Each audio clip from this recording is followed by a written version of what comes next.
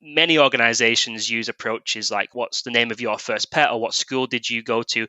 The challenge, of course, is that people forget the answers to those questions. And also, a motivated fraudster can go ahead and find the answer in many cases through different methods. So the approach we took was to say, what is it that we can present to you that isn't just memorable, but is also frictionless and in some cases enjoyable for you to do? So tai soos 'n ratel. It's an Afrikaans expression that, literally translated, means as tough as a honey badger. That link may have needed a little more explanation were it not for the classic YouTube meme, the crazy, nasty-ass honey badger, narrated by Randall, that showcased the powers of this nearly indestructible beast to the world. Welcome to How to Lend Money to Strangers with Brendan Lagrange.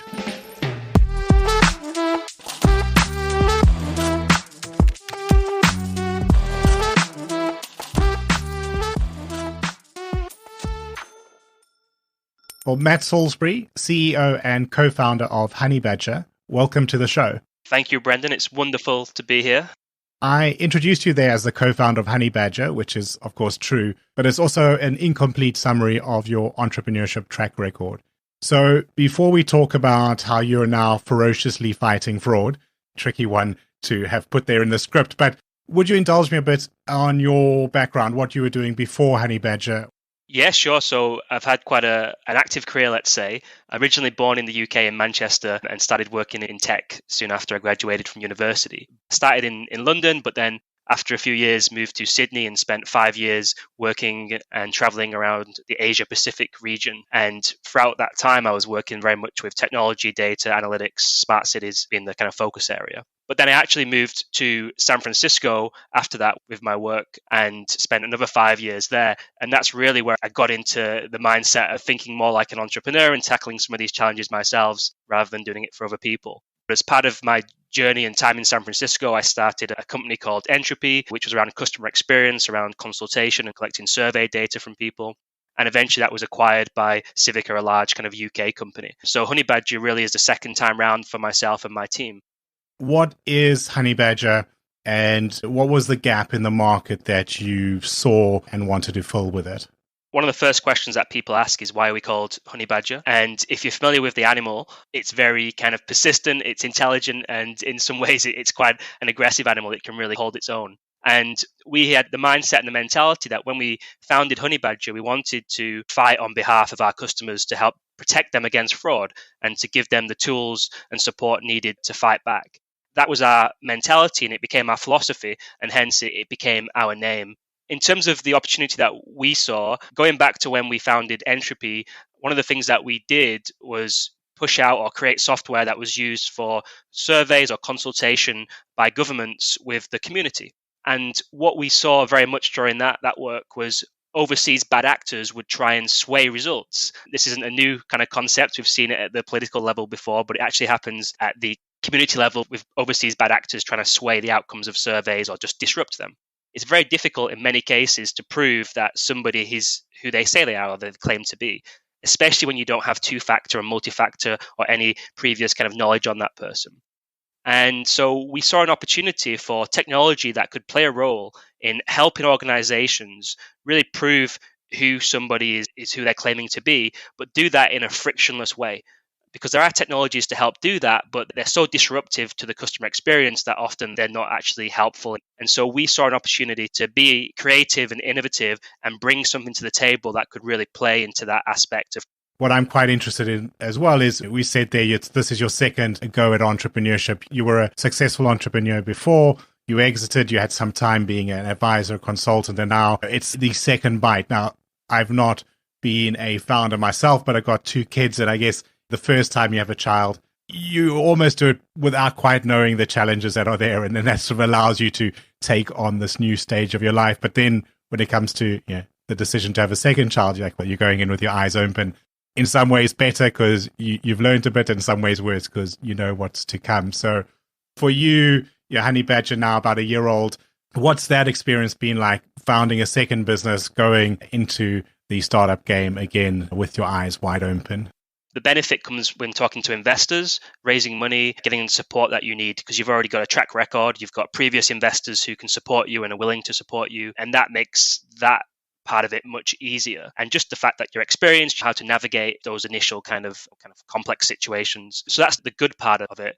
But then the other side to that is, to grow a business, any business, you have to have a really solid product. You have to be able to convince people, convince the market to buy that, and you have to address the problems that the market has. And honestly, that doesn't become any easier. You have to be on your game every day, listening to people, having conversations, adapting, pivoting in some cases if need be, and continuously be willing to work and to adjust and improve. How effectively you can do that determines your success. Of course, I've got some of the same team members, so I know I've got people I can trust. It takes a little bit of the stress away in that sense, but certainly you're a bit wiser, but the challenges are still there. We had a saying with our previous organization when we would go into kind of opportunities and we'd have a sales pitch and we'd do a proposal. We had this saying where we'd say, no news is good news. So if they haven't heard back from the customer, we haven't heard a no, that it's probably good news we've not heard back. But actually, what I can tell you now is that when you have no news, it's really just a delay before the bad news. And because of that, I can take action and find ways to work around those situations so we're not just waiting for a no. But it's things like that where you learn that experience, but then you ultimately have to adapt and go, if you don't get any news back from a customer, what are you going to do to try and fix or correct that opportunity? Let's talk about those products then that you're building this time around. As we said in the intro there, around geo-authentication, but what does geo-authentication mean for those of us that might be on the user side, or those of us who have a online KYC problem we want to solve and are looking for ways that don't involve your mother's maiden name and the old favorites? Yeah, geo-authentication is a really unique product for pretty much any financial institution, whether it's in the consumer finance or through to the traditional more banking sense. At some point in time, you usually are in a situation where you need to prove somebody is who they claim to be. And you often rely on asking people questions that they should know the answer to. What's your mother's maiden name, as we said, or what's the name of your first pet, or what school did you go to? There's a whole variety of questions there which are commonly used by the industry. The challenge, of course, is that people forget the answers to those questions, and also a motivated fraudster can go ahead and find the answer in many cases through different methods. And you do actually see that in some cases you get organizations like Equifax that can go a little bit deeper. They can do what's called dynamic knowledge-based authentication. And maybe they can look at your bank statements and ask you, have you done a transaction for this amount on a certain day? Or how much do you pay against your mortgage each month, etc. And that's a little bit better, but ultimately people often don't get those questions right, especially when it's on the spot. So the approach we took was to say, what is something that you should know, that you should always know, you'll never forget, that we can present to you that isn't just memorable, but is also frictionless or very easy and in some cases enjoyable for you to do. And we took this concept of, okay, if you live at a certain place or you know a certain area, then why don't we go ahead and grab different images from that area? And we're talking Google Street View images in many cases. These are images that aren't easily searchable. You'd have to walk around and try and get to know a place if you're going to do it yourself. But we'll go ahead and we'll use our intelligence, AI, to go and find images from a location that people who live nearby should recognize. And then we put those images in a lineup with other images from different parts of the country that look similar. And for a user, they simply click the images that they recognize, and we can then compare the results and see if they've passed that challenge. And it makes that whole experience of knowledge-based authentication really straightforward, really easy, and really powerful in many ways, because we can also generate totally different images or totally different challenges each time. It's not the same questions over and over again. And in a nutshell, that's what geo-authentication does. I've run afoul of the verification process before once. I think I've spoken about on the show before, but we were moving house. I paid for the movers, and the movers arrived, and they got there and said, we still haven't got the payment. We're not going to load the truck until that's sorted. And the bank, I'd made the transfer from my internet banking, but the bank had put a freeze on it, and I hadn't noticed. And I thought I'd paid. I hadn't. The movers are there. It's a big rush. So I phoned in to get the payment cleared, and it went through these things. As you said, the bank has more data. So it wasn't my mother's maiden name, but it's things like, what was the last transaction on your credit card account, or what day was it? Or they'd ask you, like, what is the email address we have on record? And then I can't remember if I've updated them or did I use my work address? And you say, it could be this or it could be that. And they say, no, we have to enter one in, and then we don't know if you're right or wrong. Anyway, long story short, I failed the verification. There was a branch not too far from my house. I had to run down to the branch and show my driver's license, passport, and whatever else there to get it done. And it was really a painful process. The questions that were being asked were valid, but certainly not part of my day-to-day life, like just the natural environment around me. And I think especially true if we think historically. Ask me what my last postcode was or my last address, and I'm going to be a bit hazy. Certainly my last phone numbers, no chance of remembering that. But you could show the streets or the neighborhood that I grew up in as a child. I'm going to remember that. So I think as an idea, it's got a lot of potential. I guess one worry would be, obviously, as per there, I've moved around a lot, and we've moved into the house we're in now just a couple of months ago. So would that be a barrier? Would I need to be well established in my neighborhood to be able to pass these tests? Yeah, there are ways around that. A challenge doesn't have to be generated based on your current address, for one. It could be based upon an address you've previously lived. It could be an office place, somewhere you've spent time during your childhood, whatever. Different ways and different places you can generate challenges for. That's one aspect of it. Of course, if you are, let's say, creating an application for a loan and we want to prove as part of that KYC process that you live at the address that you specified, then we want to generate that challenge based upon the address you provide. And there's a few things we can do. We can make challenges harder or easier. We can tweak it so that we grab more distinct landmarks, for example. In many cases, we don't want to do that because we don't want to make it too easy. And in that case, maybe you'll fail that challenge and then we'll revert to some other technology to validate you. And that's okay, because that really is kind of an outlier in this relative to the general types of challenges we do. But certainly there are things we can change on our side, different ways of making it easier or harder. And then really just another note to bear in mind is we have a patent pending on this, and it actually extends well beyond just using imagery. We can take other information, such as maybe a local coffee shop nearby that you visited or a supermarket. We could ask you, how long does it take you to walk there or drive there? Is that uphill or downhill? There's all these different types of derived information that we could, in theory, generate that only you should know. And so we can look at other ways of asking questions that don't necessarily rely on you having known the area for a long time. Yeah, and what I like about that is that obviously you're always living somewhere. When you think of history in the traditional sense, like when did you last open a credit card account is a question I've been asked. And I happen to know because I opened my credit cards when I moved to the UK. Now I've given away that. So now for auditors know my answers to that question. But in normal thinking, like when did you open an account is a once-off thing in history that the further along it goes, the harder it is for us to place. And even if you say in the last 6 months, how many accounts did you open?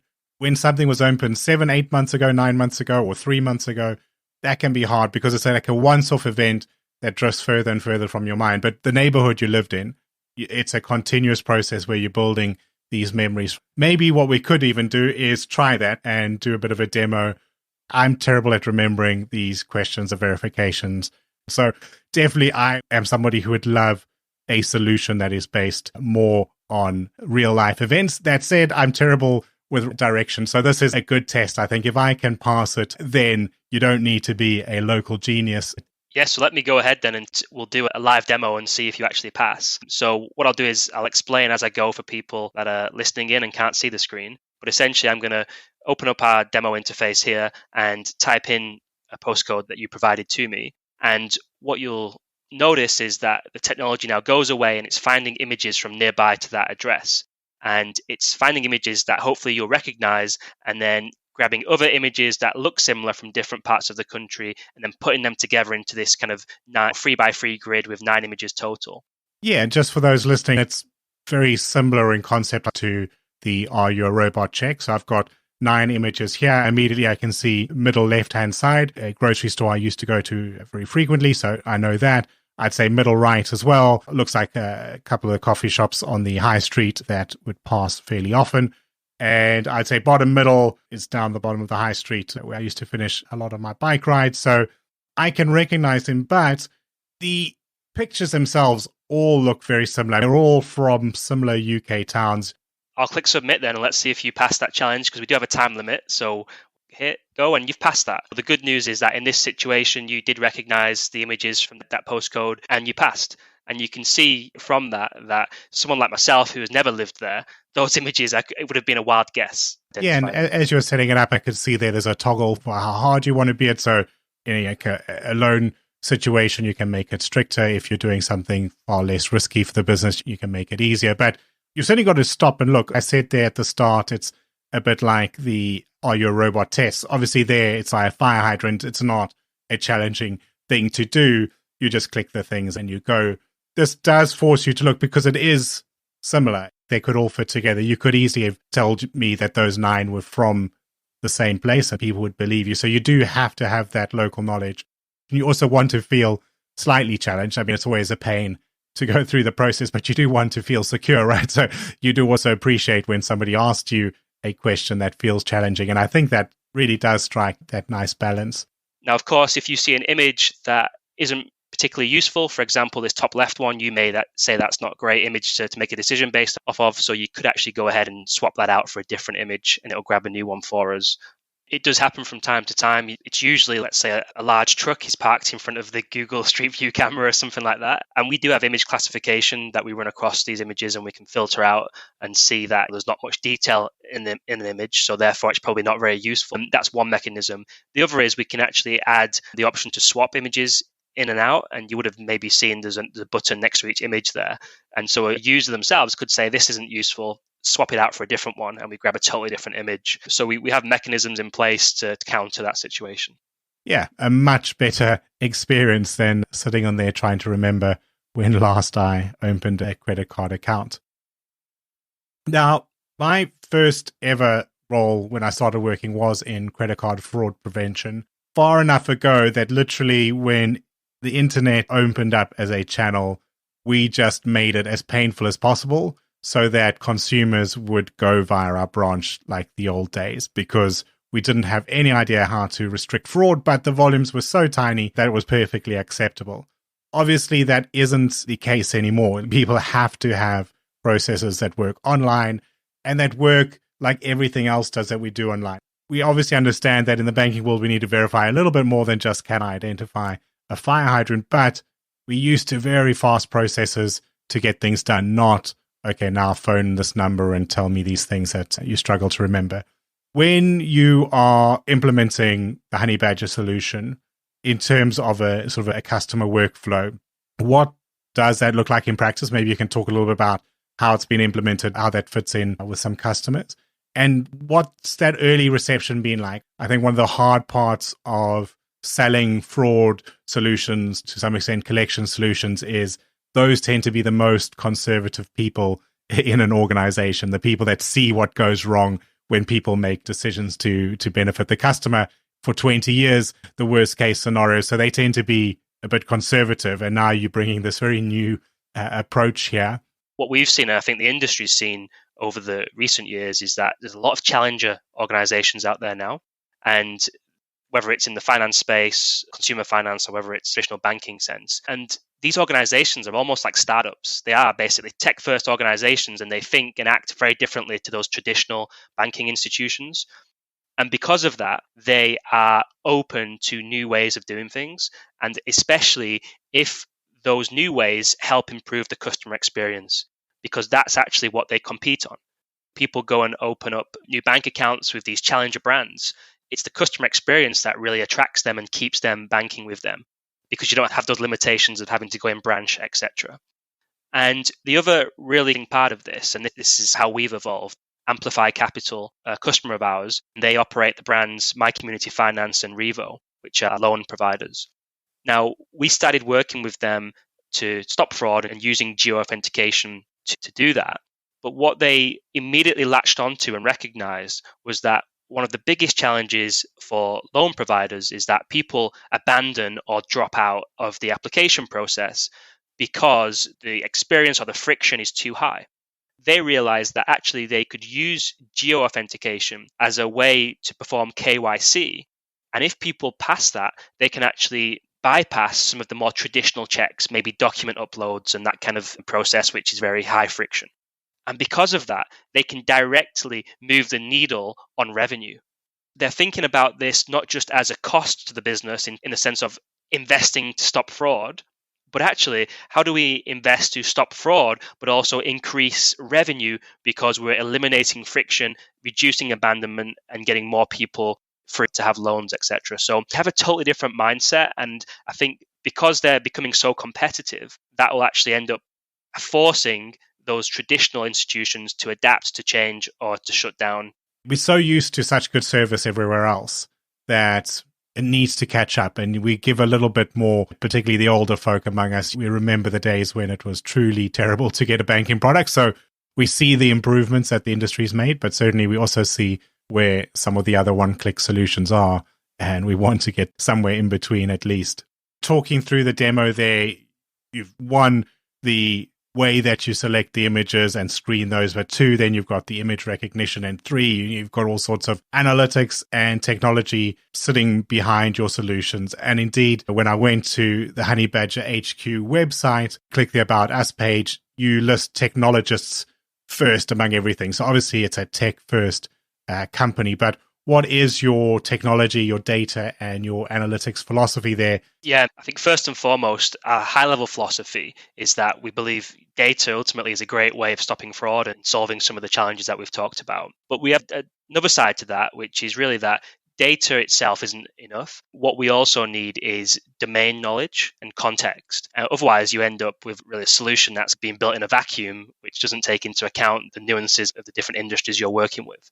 And the other kind of part of our philosophy is that we partner with our customers to bring in their domain knowledge and then build solutions which ultimately have data element, best-in-class data and machine learning elements with their domain and industry knowledge. And that's what we've done with Amplify Capital. It's what we've done with other brands as well. And I always say to the people I speak with, look, challenge us to solve a problem. Let's work together and put our heads together, because we've got some of the best technologists, you've got some of the best data at hand, and also some of the best domain knowledge. And so that is our kind of high level philosophy.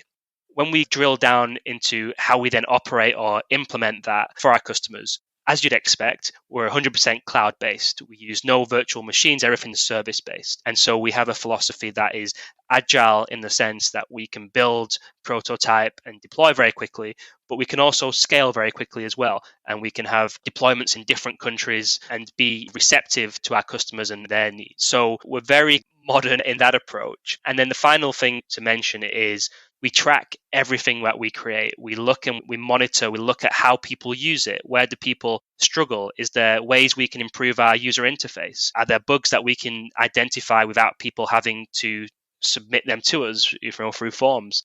And then we feed that back into our product development and into our roadmap, and we fix those and we refine.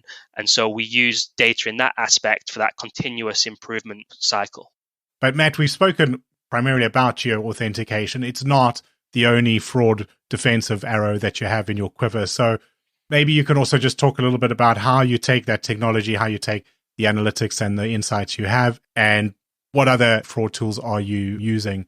Really, really fast growing area of our business is what we've built around mobile intelligence, which basically means we can take a phone number and we can determine risk associated with that phone number.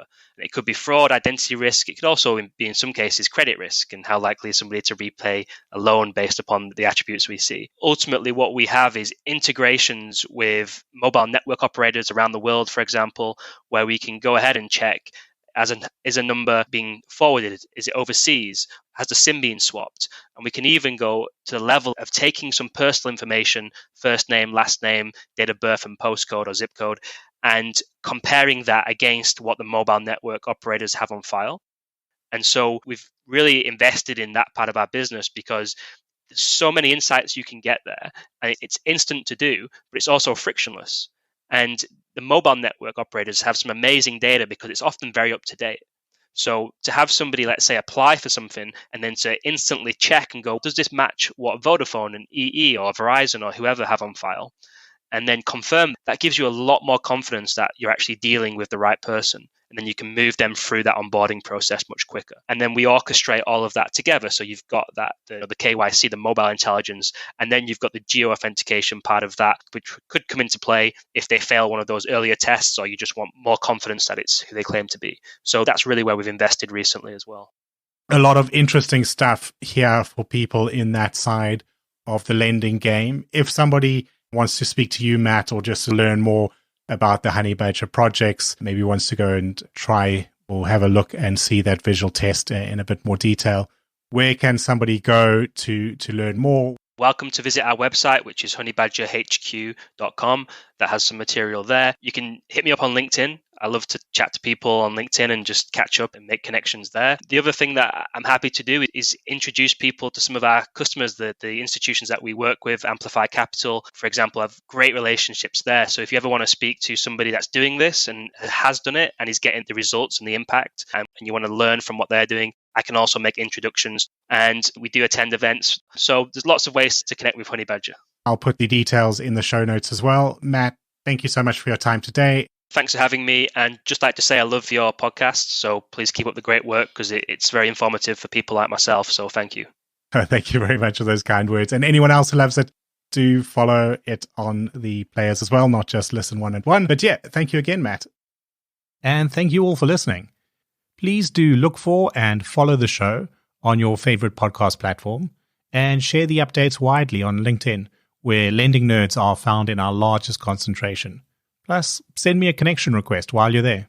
This show is written and recorded by myself, Brendan LaGrange, in Brighton, England, and edited by Fina Charlson of FC Productions.